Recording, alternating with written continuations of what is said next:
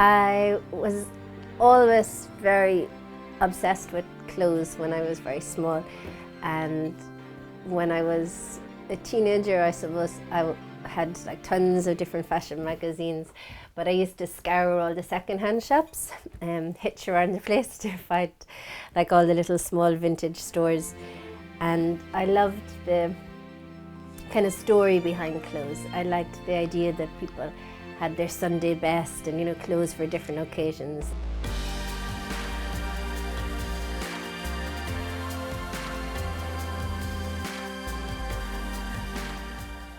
When I start off designing for a new collection, there's a story behind it, and I believe that clothes can kind of almost change your life in a way. You know, because if you feel great in something, and you're wearing something that can work with how you're feeling on a particular day, you get a little bit more confident, and you know, people react to that. And if you're wearing the perfect dress or the perfect party or something, even for an interview, or you know, something that I just believe that can make you feel really good. And it's everybody, you know, everybody wears clothes. It's like such an amazing everyday kind of art to form to kind of work with, and that's what intrigues me about it. That's what makes me want to design. I get my ideas from stories that people tell me. It's like my collection called All the Jewellery I Never Got came about because I was laughing about all the years of romancing and I didn't get any jewellery from any man. And I was laughing about it with a friend on the phone, and I said, wouldn't it be very funny to have a collection called All the Jewellery I Never Got? Plus I just inherited my mother's jewellery, so it was kind of on my mind, and I thought that a lot of women can identify with this. It's witty, it's just having a joke about our expectations. So I kind of try to design with a sense of humour as well.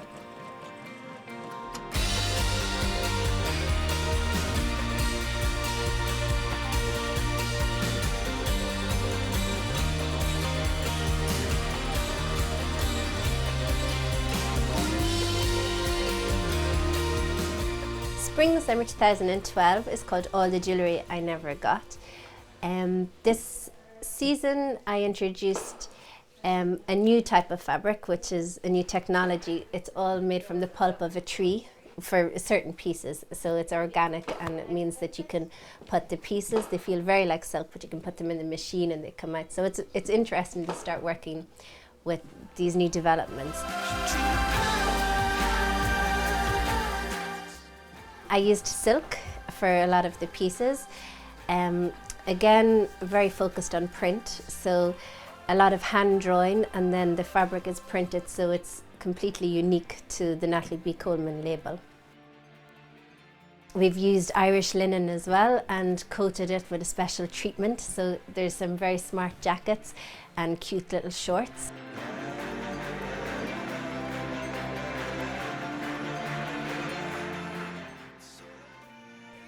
This season as well I introduced swimwear, which is really cool, really fun pieces, and they're kind of cut out so they're very flattering, and they're going really well.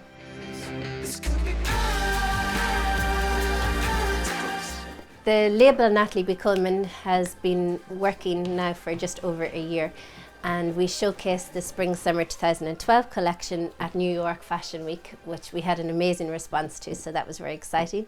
And we also showed it during Paris Fashion Week.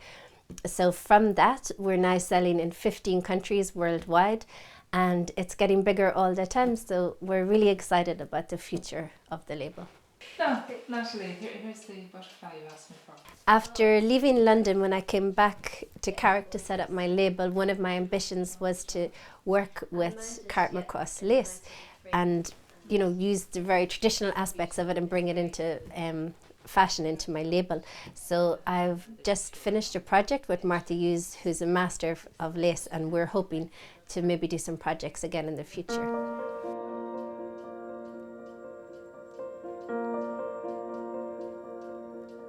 The history of Carrick lace is very old. It dates back to 1820 when the lace first came to Ireland. and schools were developed, and it has survived to this day. The Lewis sisters brought the lace here in 1888, and they kept the tradition alive for 100 years. I've been at lace for 30 years, and I was involved in a voluntary capacity for a good while, but now in the last 6 years, through illness actually, I decided to focus on what I do myself and my own personal love, which is handcraft, and making the lace is very therapeutic and has been for me. Natalie and I are from Donaghmoyne, which is the townland outside Carrickmacross, and the fact that it originated there, it's very important that we're both involved, and I hope that she continues to include it as often as she can in her collections in the future, and in that it will help to keep the lace alive and out there.